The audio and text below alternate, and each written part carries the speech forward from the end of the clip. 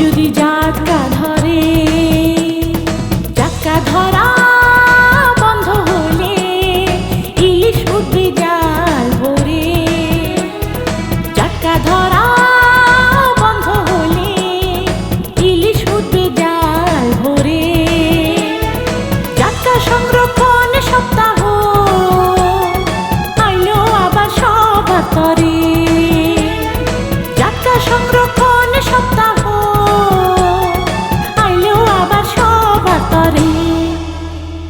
1 November থেকে 30 June পর্যন্ত জাটকা ধরা, পরিবহন, ক্রয় বিক্রয় ও মজুদ বা হেফাজতে রাখা আইনত দণ্ডনীয় অপরাধ। আইন অমান্যকারীকে কমপক্ষে 1 বছর থেকে সর্বোচ্চ 2 বছরের সশ্রম কারাদণ্ড অথবা 5,000 টাকা পর্যন্ত জরিমানা অথবা উভয় দণ্ডে দণ্ডিত করার বিধান রয়েছে।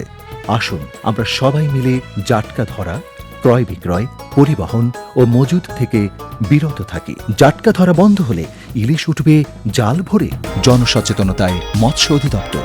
প্রচারে মৎস্য ও প্রাণী সম্পদ তথ্য দপ্তর, মৎস্য ও প্রাণী সম্পদ মন্ত্রণালয়।